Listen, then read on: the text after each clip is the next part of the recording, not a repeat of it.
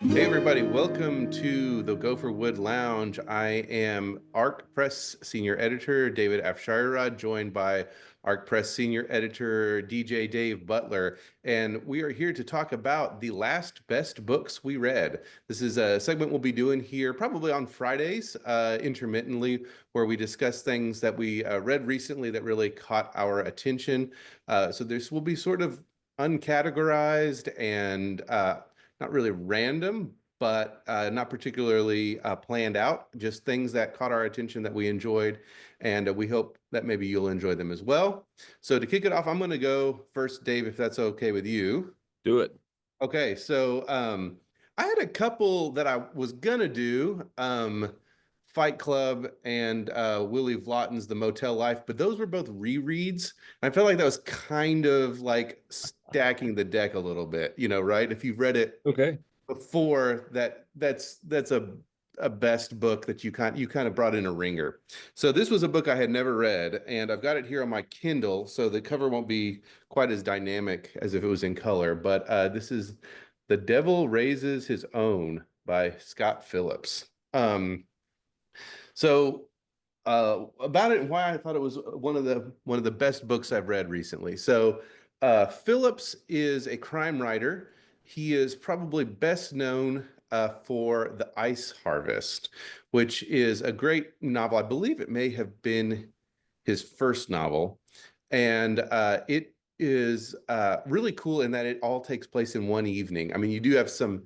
It's not really flashbacks in that you don't like break and go back, but he fills in backstory, but it's all in one evening. And so, what a cool little constraint that can like lead to some cool storytelling. And this book is similar in that it is a wide point of view, excuse me, not wide, but multiple points of view. So this takes place in, I think, starts around 1915 or 16, and starts in Kansas City, but quickly moves to Los Angeles. And it is at the sort of the, not the, I guess the dawn-ish of film. Obviously, the movie camera had been invented in the late 19th century, but this is when silent films are really a going concern. People are going to the theater, and how to put this PG. Whenever there's a new technology, human beings seem to quickly use it to take to This is Rule 34. Is that what it is? represent naked people doing certain things that naked people do. So, uh, this is one of the concerns in this book. One of the main plot threads is early dirty movies, which were a thing. And so we have multiple characters, and we get all of their. It's third person, but we get their points of view. So one is a woman who it's. By the way, we'll probably talk at least some spoilers in this book, but I'll try to keep it not totally spoiled. But in the opening chapter, or maybe even the prologue, she ends up killing her abusive husband in self-defense in Kansas City. She moves out to Los Angeles to live with her um, uncle. He is a photographer. He uses that earlier technology to take dirty pictures. As well as he has a legitimate photography business. So that's what she's out there doing. We get his point of view, we get her point of view. Then another character is a young man, kind of naive, who is grew up on a farm, and now he is hitched a ride on a freight train down to Los Angeles in order to, look for a better life. While he is doing that, he comes across some, it's a rough world of hopping freight trains even back then. But he is saved from by another character, but whose point of view we get. But he is himself a pretty rough customer. So we get that point of view. Then we get the point of view of a woman who her husband has abandoned her. She's got two small children. She turns to being in these dirty movies as a way to make a living. Um, we get the point of view of the guy who's making the dirty movies. We get the point of view of a husband and wife who are both gay, but of course at that time not openly. but that run in those circles in Hollywood, and so they are married to each other. Basic, their beards right for each other. Um, and so we have all, and then we get the point of view of a young starlet who's just moved to town trying to make it. We get the point of view of her husband briefly, I believe. Um, so we get it's this kaleidoscope of characters, right? And this is seedy stuff, by the way. I mean, if you have spoiler alert, this is Sounds pretty like it. Yes. hard-boiled CD stuff. This is don't read this aloud to your children, and it can be pretty explicit at some points as well. But Phillips is one of the great. I'm trying to think somebody like Charles Willeford or something is to me sort of his godparent, godfather. And but the cool thing about this, right? I mean, besides all this CDLA history, and he really does a good job with the history and these different stories, is they start slowly over the course of the book to converge. And just for example, something that happens pretty early, the naive farm boy ends up getting a job with the uncle photographer, and kind of maybe starts to have feelings for the niece, who has moved in. So, right. So slowly, you start to see these kind of doing this and overlapping, and characters that you thought had nothing to do with each other maybe suddenly have a pretty close or a tenuous connection, or they didn't have a connection and they meet up. And it doesn't alternate in like a strict take turns way, but it is all really pretty evenly spaced, or evenly weighted, and until we get, and this, I won't spoil what's happening, but we get to the end, and everybody, every major character we've seen converges on one event, a public event that's happening.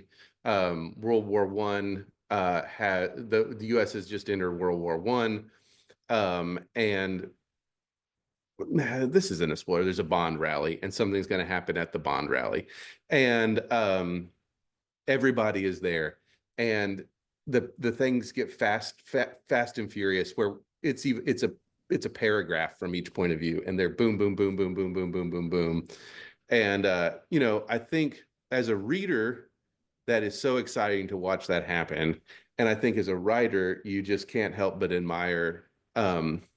The structure of that coming together. And so like I said, it's definitely maybe not for everyone. It's very hard boiled. It's pretty seedy, but just a thrilling ride, and a great piece of hard boiled fiction that maybe does something different than the standard kind of linear follow one character sort of thing. So Very, that's very it. cool. So The Devil Raises His Own by Scott Phillips.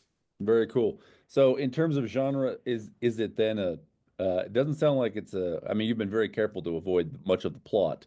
Is it a mystery? Is it a thriller? Is it a crime caper? What's Yeah, it's not really a mystery. There's not much to solve. yeah, I would put it in sort of, I guess it's probably noir, yeah, it's hard boiled, and it's not a detective story. So there's no crime that they're solving. There's a lot of crime that happens. I mean, I think broadly it's a crime novel. It's a yeah. historical crime novel. It does, it's, the end is very thrilling. I don't know that I would call it a thriller, right? You're not on the edge of your seat. Is he going to catch the bad guy, the whole time? Right. There's not really even, I mean, there is some, they're bad characters. I don't know that there's a specific, as you would think in a thriller A where bad guy. it's a bad guy, one bad guy. So yeah, I think historical crime novel that Yeah, leans very hard boiled and very noir. very Although cool. it's the ending is not quite as bleak as something like that Cornell Woolrich would write, or something Mhm. like that. So in that way, Yeah, it's a little less noirish, but hard hitting, hard boiled historical crime novel. Let's put it that way. So. very cool. Very fun. Well, I apparently have a ringer because this is a book I've read before, but Okay. All right. Well, I didn't know. We didn't lay out the complete rules, so I didn't. right. I don't know if those are the rules in the future, maybe I won't be able to do that. But I do tend to reread. Um, I have novels and series of novels that I've read multiple times, and I mean some dating back to my childhood. Something like Tolkien I've read numerous times, right? I've read this book several times, and the thing about this is I finished reading it and I'm excited to read it again. So this is Tim Powers' classic novel, Declare. Genre is an interesting question with this book. Tim's a fantasy writer. This is, I think, regarded as one of the great Tim Powers novels. Um, One of the sort of classics, or one of the sort of characteristics of the way Tim usually writes is, in fact, I say usually, this might always be true. The stories are set on Earth, but there is a secret side of Earth. There are secret histories. There are unknown explanations for why things happen. And in fact, generally speaking, his historical novels, and this is a historical novel, are this is set in the sort of goes back and forth between the 40s and the 60s, following the same character in World War II and in the Cold War. Uh, uh, the historical novels are hung on real world pegs, meaning there are real world facts that are odd, that Tim uses to sort of construct the basis of his plots.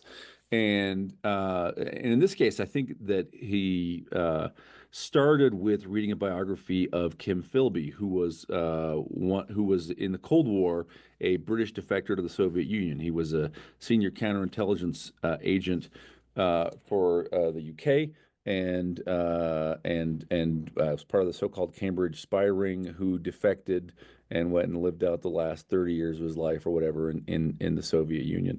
And some of the odd facts on which the book is constructed is that his father was an Orientalist, an Arabist like T.E. Lawrence, Lawrence of Arabia, and kind of in the same time as T.E. Lawrence. And among sort of the other odd facts is he insisted that his son Kim Philby never be baptized, for example. It's sort of odd if you're an Englishman in the 19 teens, 1920s Britain. So genre. So this is one of Powers' secret histories. It's also it's a spy novel, is what it is.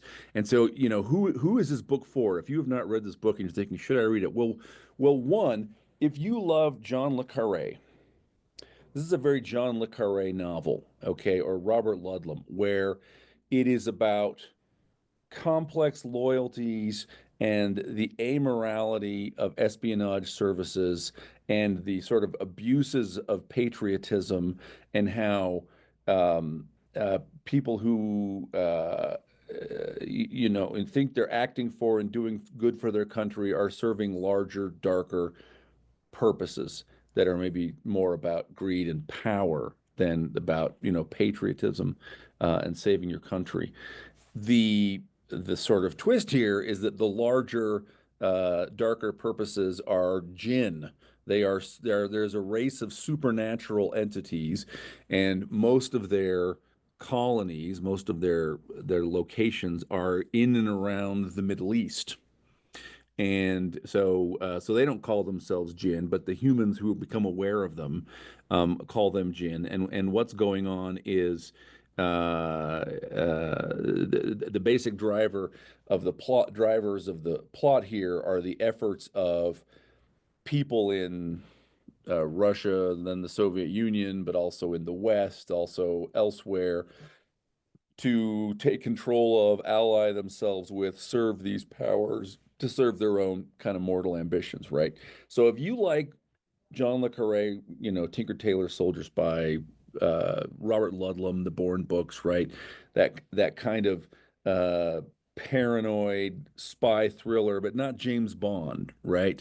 Um, uh, and you thought, I don't know, I kind of want to put a foot into fantasy. This novel is for you. This is a very strong gateway into the world of fantasy. Similarly, if you're a fantasy writer and or a reader, excuse me, and you think, well, I'm interested. I'm spy thriller curious, right? John le Carré curious. This is a good halfway point. Um, between those genres. So it follows a character named Andrew Hale in the so he's raised in the circles of British intelligence, and as a young boy, he is initiated into a secret society within British intelligence. right? That later on kind of comes knocking and making demands of him. But we follow him in the 40s when he is sent to go be pretend to defect to the Soviet cause.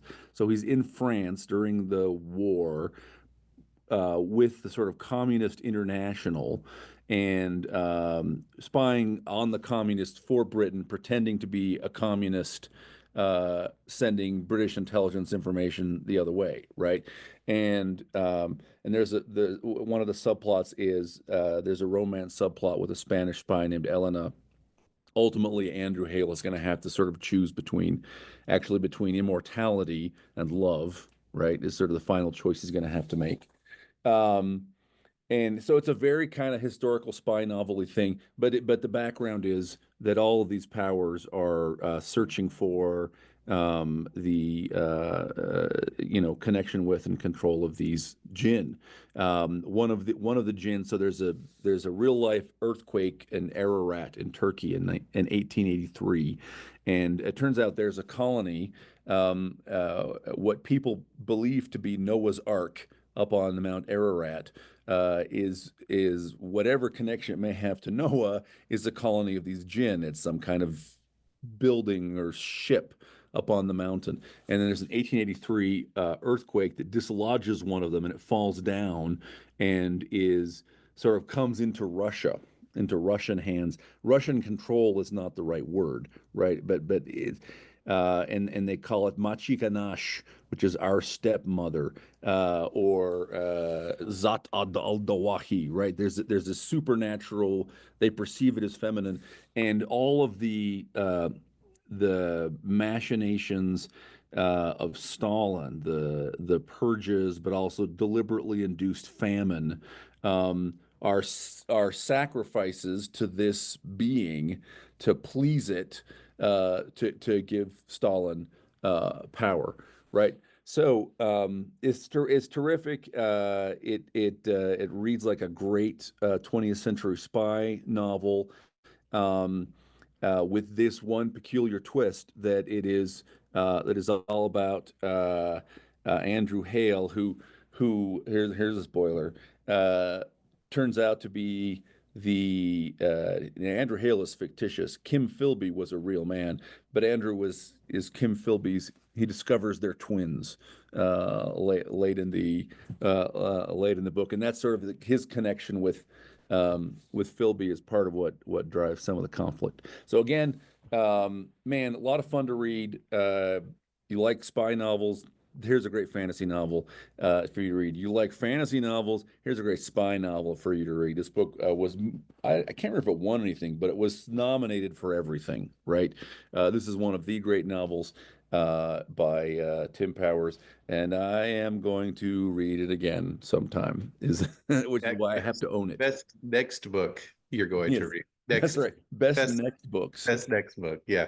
on the Gopher Wood Lounge. We just talk about what we're gonna read and be like, I don't know. The back cover blurb seemed good. Well, that's great. I remember talking about Tim Powers to Ben Yallow, the big science fiction super fan, um, who's read everything, and he Yeah. said the problem with Declare. See, I'm gonna poop on it, Dave. Just kidding. Okay. The Okay. problem with Declare is that if you read it, you will be disappointed by everything you read afterward for the next year. Like it's that good. This was his review, in other words, right? Like, so I guess warning, and I think there's books like that where you read it and you're just kind of disappointed, Yeah. not because it was so good that you're like, how am I gonna follow that up, right? And Right. according to Ben, who would know, Yeah. Declare is one of those books where Yeah. So you're so I can only read nonfiction for the next 6 months. yeah, you're gonna. I remember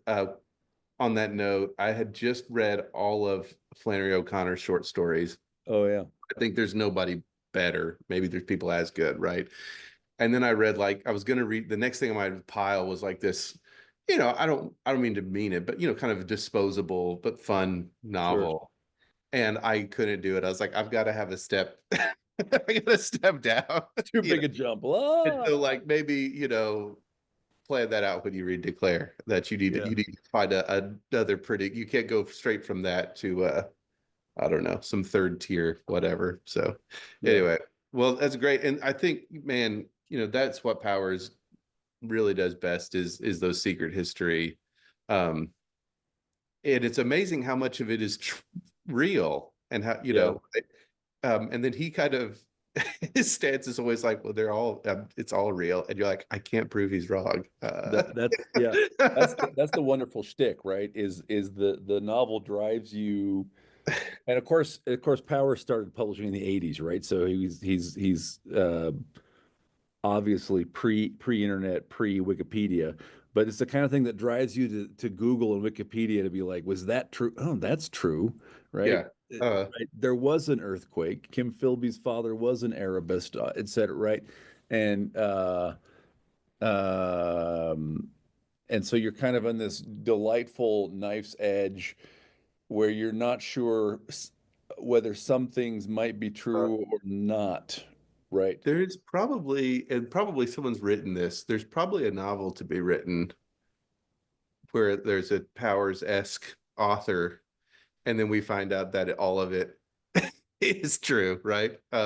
Somebody should write a Tim Powers-esque novel in which Tim Powers is the protagonist. Yeah. Three or four deeply strange things about Tim are explained by the Yeah. operation of, a fallen angel in his life Yeah. or something. Right. All right. Well, hey, great. So we got Declare by the great Tim Powers, and The Devil Raises His Own by one of the modern masters of hardboiled crime, Scott Phillips. So those were the last best books that we read. We're going to go read some more, and we'll do another one of these in the future here. But if you liked what you heard, check them out, and let us know on X or something what you thought of them. So thanks for joining us here for these at the Gopher Wood Lounge, and remember, the humans win in the end.